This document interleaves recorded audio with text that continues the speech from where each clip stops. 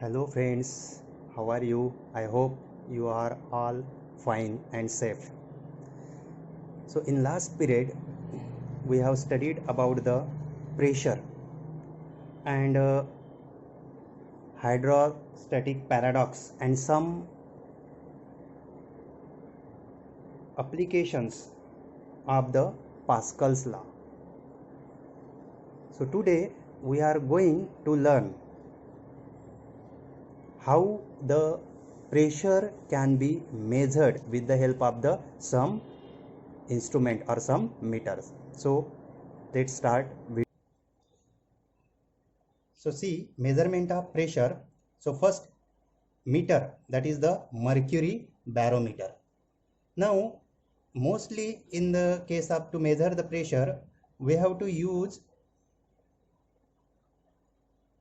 the mercury. Actually commonly used the thing is that the mercury, but one precaution has to be taken here.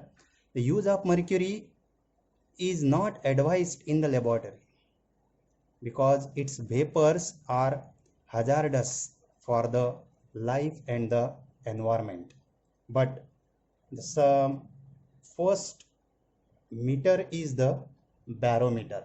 So see this diagram, this is the barometer. So what we have to use here,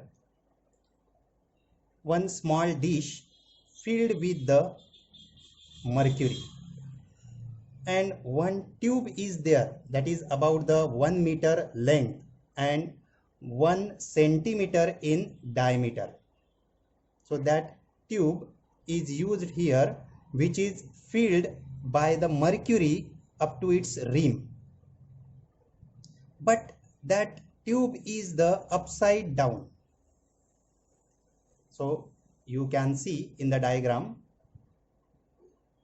So here when as soon as we do the upside down the tube, the sum of the mercury falls into this dish and the level of the mercury goes down here. So you will get the some space here, or there is a vacuum. So that vacuum is called the Torricelli's vacuum. So this mercury barometer is first made by the scientist Torricelli. So that was the Italian scientist. Now the pressure at the upper end, now here there is no any air or atmosphere.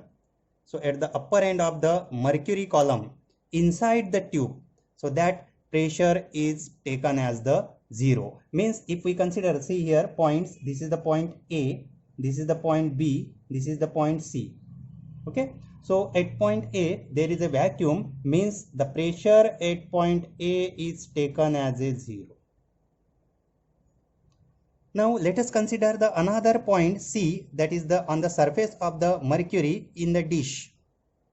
So that point C is in contact with the atmosphere, means there exists a atmospheric pressure. And we take another point B here.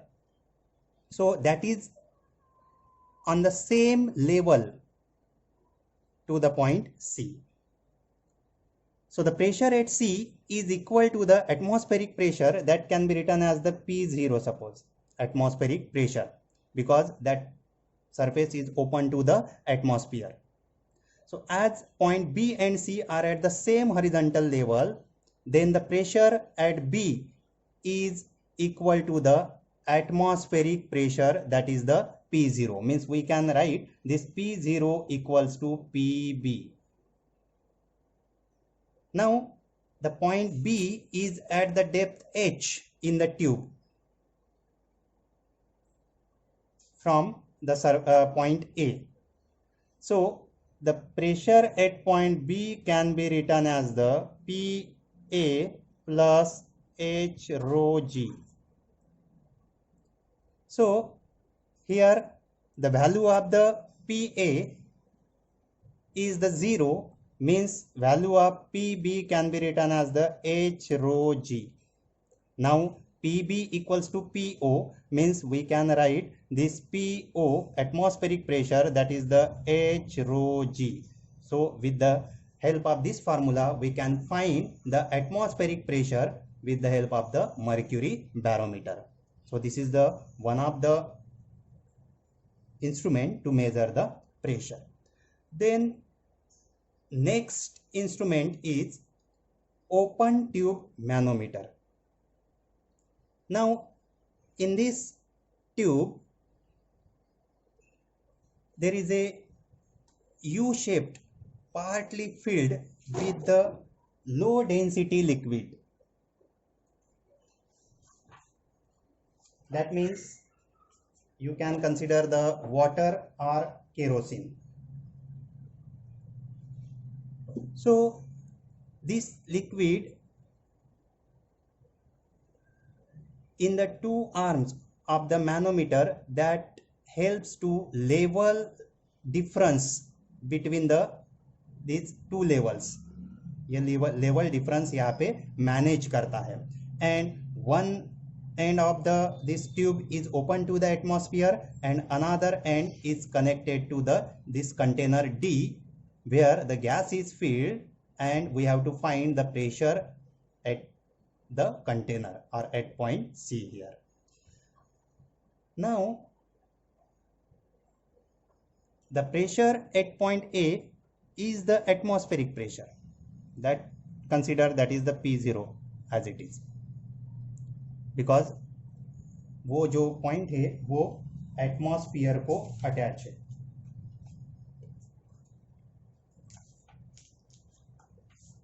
Then अभी point सी पे जो pressure हम लोग को find करना है, that is because of the pressure due to this container. So we have to consider one point B is at the level C. मतलब C के लेवल में हमें यहाँ पे एक और पॉइंट कंसीडर करना है. So at this level we can consider the pressure at point C equals to pressure at point B. Now the pressure at point B, now B is at the depth H from the point A, means you can consider this PB equals to P naught plus H rho G. तो ये जो है ये pressure at point B है. यहाँ पे point A पे atmospheric pressure exert हो रहा है P0 और eight depth H that is the H rho G. So where this G is the density of the filled liquid, H is the height and G is the acceleration due to gravity. अभी हमें क्या देखना है कि by the Pascal principle whatever be the pressure in the container D, so that is the same at point C inside the chamber. Therefore the pressure P in the container, अभी ये pressure का जो container का जो pressure है वो हमें क्या कंसीडर करना है, P कंसीडर करना है. So that P is nothing but the PC. Now PC equals to PB and PB equals to P0 plus H rho G. So from this we can consider the P equals to PC means PB means that is the P0 plus H rho G. PC की value क्या है, PB है और PB की value P0 plus H rho G है. So this manometer measures the gauge pressure. So gauge pressure can be calculated the P minus P0, that is the H rho G. So this is the formula to use the gauge pressure, and this can be measured with the help of this open tube manometer. Now student, next topic, as you know, some examples in everyday life related to this topic or term. जैसे कि rainfall होता है तो वो एक droplets के form में होता है। तुम लोग बबल सॉल्यूशन लेते हो, मतलब सोप सॉल्यूशन लेते हो तो वहाँ पे बबल फॉर्म होते हैं, या फिर कोई स्पाइडर पानी के सरफेस पे ऐसे चलते तुम्हें दिखाई देता है। So all these things due to this surface tension. इसलिए इस सरफेस टेंशन को स्टडी करने से पहले हमें एक थ्योरी देखनी है जिसे कहा जाता है molecular theory of the surface tension. तो ये जो मॉलिक्यूलर थ्योरी है, ये मॉलिक्यूलर थ्योरी समझने के लिए हमें कुछ टर्म्स यहाँ पे समझने पड़ेंगे। तो पहली टर्म है यहाँ पे इंटरमॉलिक्यूलर फोर्स। Intermolecular force. अब ये इंटरमॉलिक्यूलर फोर्स क्या होता है? जैसे कोई वाटर ले रहे हैं हम लोग, तो वाटर में जो मॉलिक्यूल होते हैं उन दो मॉलिक्यूल के बीच में कोई फोर्स एग्जर्ट होना, या फिर वाटर किसी ग्लास में फिल करके रखा है तो ग्लास का मॉलिक्यूल और वाटर मॉलिक्यूल के बीच में फोर्स एग्जर्ट होना, इसको कहते हैं intermolecular force. Means any two molecules attract each other with this force. So force between the molecules, that is called the intermolecular force. कोई दो मॉलिक्यूल के बीच का जो फोर्स होता है उसे इंटरमॉलिक्यूलर फोर्स कहा जाता है। अब ये जो मॉलिक्यूलर फोर्स होते हैं वो दो टाइप के होते हैं। उसमें भी पहला है कोहेजिव फोर्स। Cohesive force. अब ये कोहेजिव फोर्स का क्या मतलब होता है? कोहेजिव फोर्स का मतलब वो होता है सेम सब्सटेंस के दो मॉलिक्यूल के बीच में जो फोर्स एग्जर्ट होता है वो होता है कोहेजिव फोर्स, या उसी को फोर्स ऑफ कोहेजन भी कहते हैं। फोर्स ऑफ कोहेजन मतलब जैसे कि वाटर ले रहे, वाटर के दो मॉलिक्यूल के बीच का फोर्स कोहेजिव फोर्स। ग्लास ले रहे, ग्लास के ही दो मॉलिक्यूल के बीच का फोर्स जो रहता है वो कोहेजिव फोर्स। सेकंड फोर्स है एडेजिव फोर्स।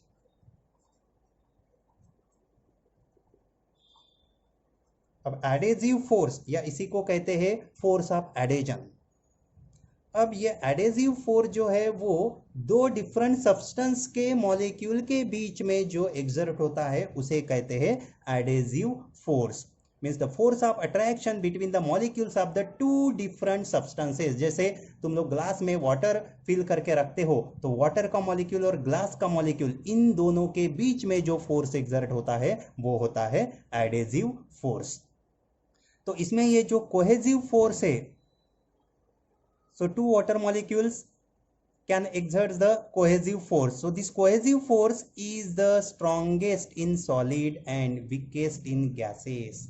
तो ये strongest किस में होता है? solid में होता है, और weak किस में होता है? gases में weak होता है।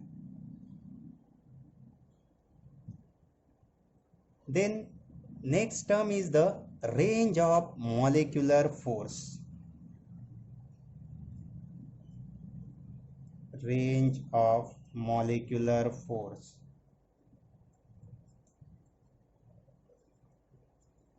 अब ये जो फोर्स है इंटरमॉलिक्यूलर फोर्स, कोहेजिव रहे या एडेजिव रहे, तो ये कहाँ तक एग्जर्ट हो सकता है उसको कहते हैं range of the molecular force.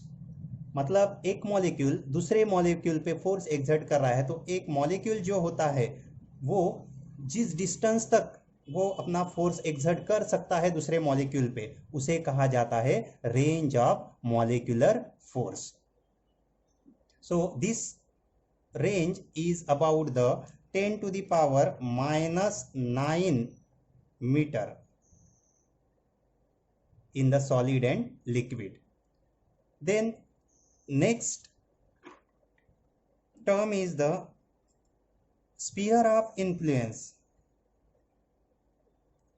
Sphere of influence. अब ये स्फीयर ऑफ इन्फ्लुएंस का मतलब क्या है? जैसे कि ये देख रहे हैं, यहाँ पे हम लोग एक मॉलिक्यूल अगर कंसिडर करते हैं, ये सेंटर को, ये मॉलिक्यूल सभी डायरेक्शन में फोर्स एक्सर्ट कर रहा है। तो रेंज एज ए रेडियस लेके, जैसे कि यहाँ से यहाँ तक उसकी रेंज है, मतलब ये क्या है, ये एक इमेजिनरी अगर हम लोग स्फीयर कंसिडर करते हैं, इमेजिनरी स्फीयर अगर कंसिडर करते हैं, और ये जो range as a radius consider करते हैं, तो ये यहाँ पे जो स्फीयर ड्रॉ किया गया है उसे कहा जाता है sphere of influence. Means an imaginary sphere with a molecule as its center and the radius equal to the molecular range, that is called the sphere of influence. Then next term has surface film.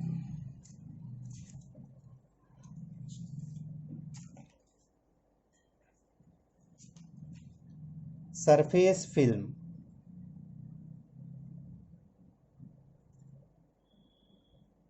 अब कोई भी liquid surface पे जो layers रहते हैं, जैसे कि यहाँ पे लेयर दी गई है एक्स वाई और ये X dash Y dash, so the surface layer of a liquid with some thickness equal to the range, जैसे कि यहाँ पे ये सी मॉलिक्यूल देख रहे हैं, यहाँ ये विद इन द लिक्विड, वो जहाँ तक उसकी रेंज होती है तो वहाँ तक ये लिक्विड जो है वो अपनी फिल्म वहां पे क्रिएट करता है। So that is the surface film. So width of the surface film is the X dash और Y dash here. The next term is the free surface of liquid. Free surface of liquid. अब ये free surface क्या होता है? So that fluid does not experience any shear stress on that particular surface. Means the interface between the liquid and air, जैसे कि आप water ले रहे हैं, वाटर और एयर के बीच का जो इंटरफेस है, मतलब यहाँ पे जो एक्स वाई जो दी गई है वो हम लोग कहेंगे कि फ्री सरफेस। तो यहाँ पे एक चीज ध्यान रखना है, प्रेशर स्टडी करते समय हम लोगों ने जो फ्लूइड कंसिडर किया, that is for both liquid and gases. पर ये गैस जो है, ये लिक्विड को फ्री सरफेस हो सकता है पर गैस को फ्री सरफेस नहीं होता है, इसलिए gases does not exhibit the surface tension. ये एक चीज यहाँ पे ध्यान में रखना है। Then next, that is the surface tension on the basis of molecular theory. अब यहाँ पे एक कंटेनर में हम लोग लिक्विड ले रहे हैं, suppose consider that is the water and this is the X Y and X dash Y dash, that are the surface film and X Y is the surface. अब यहाँ पे तीन मॉलिक्यूल कंसिडर किए गए हैं, molecule A, molecule B and molecule C. अब ये जो मॉलिक्यूल, तीनों मॉलिक्यूल अलग अलग पोजीशन पे यहाँ पे आपको दिखाई दे रहे हैं। So molecule A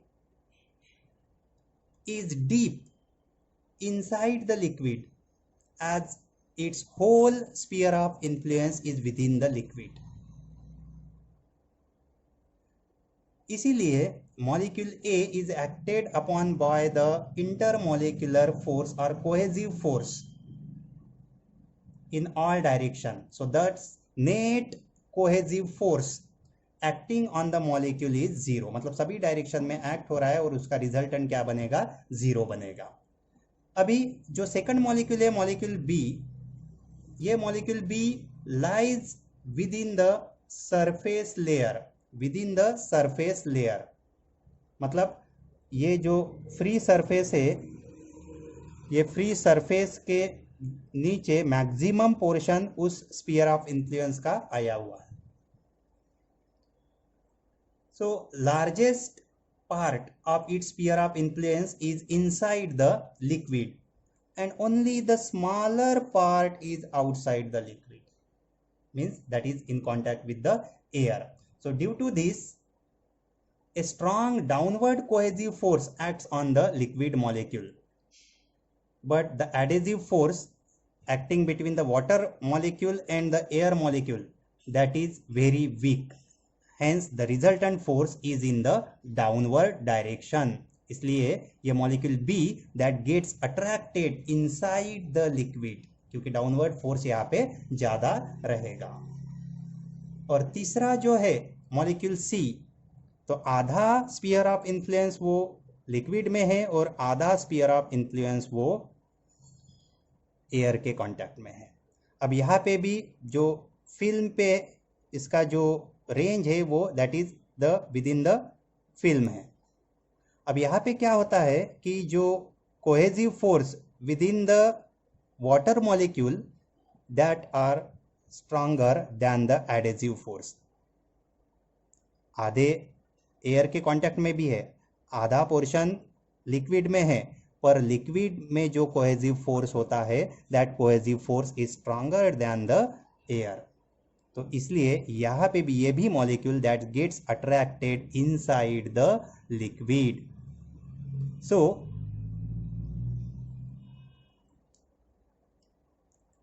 the density यहाँ पे ये किस वजह से होता है कि डेंसिटी जो है वो density of the air is also the less than the that of the liquid. Now the adhesive force trying to pull the molecule above the liquid surface that is much weaker than the cohesive force that tries to pull the molecule inside the liquid. मतलब ये जो liquid में जो cohesive force होता है उससे ज़्यादा ये उससे कम ये एडेसिव फोर्स होता है. इसीलिए that molecule C also gets attracted inside the liquid. तो इसलिए ये जो सभी मॉलिक्यूल जो होते हैं in the surface film are acted upon by the unbalanced cohesive force directed into the liquid. मतलब जो surface film पे होते हैं जो मॉलिक्यूल वो उसका नेट जो अनबैलेंस्ड कोहेसिव फोर्स होता है that is directed into the liquid. इसलिए ये जो फिल्म है that is pulled inside the liquid means this film minimises the total number of molecules in the surface film. मतलब ये क्या होता है, इसके वजह से ये सरफेस फिल्म में जो टोटल नंबर ऑफ मॉलिक्यूल जो है वो कम हो जाते हैं. इसलिए that surface films remains under tension and the surface film of this liquid behaves like a stretched membrane or stretched elastic membrane. So this tension on this surface film is known as the surface tension. तो इसको कैसे define करोगे? The force due to the surface tension, the force due to the surface tension acts. तो ये force कैसे act होता है? Acts tangential to the free surface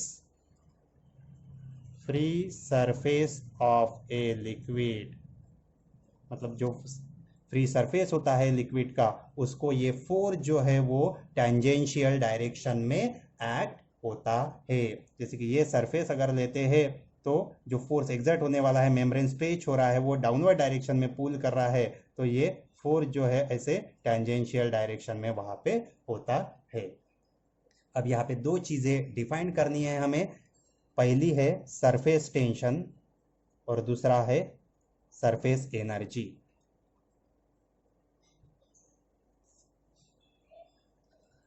अब सरफेस टेंशन का मतलब क्या है?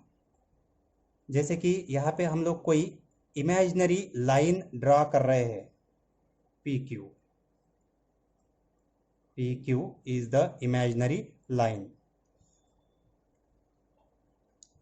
and having the length L. इसकी लेंथ क्या है? L है. So the force acting in tangential direction, force acting in the tangential direction means all the molecules on the imaginary line, that line experience equal and opposite forces tangential to the surface. तो इसलिए there are they are tearing the surface apart due to the cohesive forces of the molecule. तो ये cohesive force की वजह से क्या होता है, वो जो सरफेस जो है वो क्या होता है, टीयर होता है, मतलब दो पार्ट में वहां पे डिवाइड होता है, that is lying on the either side. तो इसलिए द फोर्स पर यूनिट लेंथ, फोर्स पर यूनिट लेंथ मतलब L, length of the surface is the L. So force per unit length in the surface, that is called the surface tension. So simple way we can say that the force per unit length is the surface tension. So surface tension is defined as the tangential force. Force कैसा चाहिए, अब थोड़ा सा हम लोग modified definition लिखते हैं. Force कैसा चाहिए, tangential force acting per unit length on both sides of the imaginary line drawn on the free surface of the liquid. तो अब ये फार्मूला रहेगा T equals to F/L. F का यूनिट है न्यूटन, L का unit है metre. तो newton पर metre is the SI unit of the surface tension. And if you know the dimension of the force and dimension of the L, so dimension of the force is the what, L1 M1 T minus 2, and dimension of the length is the L1. So this is the dimension of the surface tension. L1 gets cancelled, means you can write L0 M1 T minus 2 is the dimension of the surface tension. Then next term is the surface energy. Surface energy. अब ये surface energy का मतलब क्या है. अब यहाँ पे ये चीज मालूम हो गई कि तुम्हें जो भी फ्री सरफेस होता है उसको टेंजेंशियल डायरेक्शन में फोर्स एक्सर्ट होता है वहां पे, that is the, and that membrane gets stretched और that move in the downward direction. All molecules moves in a downward direction and there is a elastic membrane is formed. Now जैसे कि इस यहाँ पे ये जो तीनों मॉलिक्यूल हम लोग कंसिडर कर रहे हैं, तो molecules B and C that in the surface film of the liquid, thus work has to be done to bring any molecule from inside the liquid into the surface film. जैसे कि A B C ले रहे हैं हम लोग, तो यहाँ से कोई भी मॉलिक्यूल हम लोगों को किसी सरफेस फिल्म में लाना है, तो उसके वजह से कुछ ना कुछ यहाँ पे वर्क होगा. मतलब the surface molecules possess extra potential energy. मतलब यहाँ से कोई मॉलिक्यूल यहाँ लेके जाना है, मीन्स उसके द्वारा क्या होगा, वर्क होगा, और यहाँ पे एक एक्स्ट्रा पोटेंशियल एनर्जी वहां पे क्रिएट होगी. So that possess extra potential energy as compare to the molecules inside the liquid. तो ये जो एक्स्ट्रा एनर्जी होती है of the molecule in the surface layer, that is called the surface energy of the liquid. मतलब किसी molecule को तुम लोग अंदर से ऊपर के लेयर में लेके जा रहे हो तो उसके द्वारा कुछ वर्क होगा. That work is stored in terms of the extra potential energy. So that energy is known as the surface energy. Now किसी सिस्टम में that attain a state of minimum potential energy, the liquid tries to reduce the area of its surface film. और अगर यहाँ पे दो चीजें ध्यान में रखना है कि एरिया रिड्यूस हो रहा है या सरफेस एरिया इंक्रीज हो रहा है. अगर सरफेस एरिया इंक्रीज हो रहा है तो वहां पे एनर्जी स्पेंड होती है. जैसे कि बहुत सारे वाटर ड्रॉपलेट्स मिलके एक बड़ा वाटर का ड्रॉप बनाना है, इसका मतलब वहां पे क्या होता है, all molecules comes together and that it forms the drop. Means there is a reduction in the total surface area. So in this case energy is release to the surrounding. Now here the third term again, that is the relation between the surface energy and surface tension. अब यहाँ पे देखिए क्या होता है। यहाँ पे हमें एक रेक्टेंगुलर फ्रेम लेनी है P dash P S dash ऐसे। So it is fitted with the movable arm QR। ये QR जो है वो क्या रहेगा, मूवेबल आर्म रहेगा। अब क्या करना है, ये फ्रेम जो है वो सोप सॉल्यूशन में डालना है और निकालना है। देन कुछ फिल्म यहाँ पे तुम्हें दिखाई देगी सोप सॉल्यूशन की। That film will be form with in the boundaries that is the PQRS। अब यहाँ पे ये जो PQ की लेंथ QR की लेंथ जो है वो L कंसीडर करना है। तो यहाँ पे each arm of the frame experiences an inward force. तो सभी जो आर्म हैं वो क्या करेंगे, इनवर्ड फोर्स वहाँ पे महसूस करेंगे due to the film. So under the action of this force the movable arm QR moves toward side PS। मतलब ये QR जो क्या करने की कोशिश करेगी, वो PS के तरफ मूव होने की कोशिश करेगी। Means there is a decrease the area of the film. If the length of QR is L then the inward force F acting on it is given by. अब ये इनवर्ड फोर्स कितना होगा, जैसे कि सरफेस टेंशन का formula है T equals to force पर unit length. अब यहाँ पे L जो लेना है हमें, L ना लेते हुए यहाँ पे 2L लेना पड़ेगा, क्योंकि यहाँ पे दो फ्री सरफेसेस होते हैं। तुम दोनों साइड से देखोगे, ये एक साइड का L लेंथ और अनदर साइड में भी एक सरफेस रहेगा, इसलिए यहाँ पे हम लोगों को लेना है ट्वाइस L। मतलब ये जो फोर्स रहेगा F that is the T into twice L आएगा।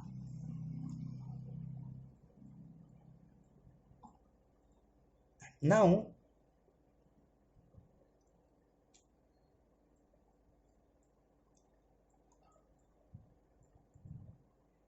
this force is balanced by now this F dash।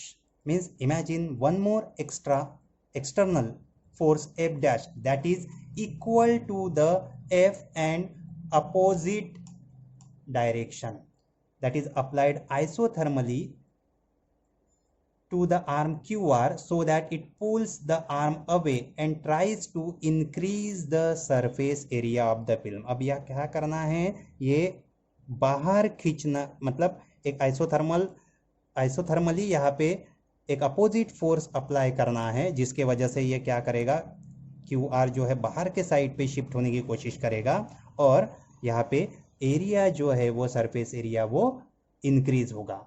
So the arm QR moves to the Q dash R dash with the distance small distance dx इतने distance से वो move हो रहा है। So this is the external force against this force F dash is the external force against this force F। means there should be the work is done against the force F। so the force due to the this surface tension, ये जो है force, ये F है force due to the surface tension, और F dash जो है वो external force है, तो जिसके वजह से ये हम लोग बाहर खींच रहे हैं, तो जिसके वजह से कुछ वर्क होगा, small work, that is the DW equals to F dash into DX। so this can be written as the DW equals to, now F dash is nothing but the F equal and opposite, means we can write T into twice L into DX। अब ये जो twice L into DX ये जो quantity है, इसे कहते हैं small increase in the area, increase in area of the two surfaces of the film. तो इसलिए ये जो DW होगा that is the T into DA।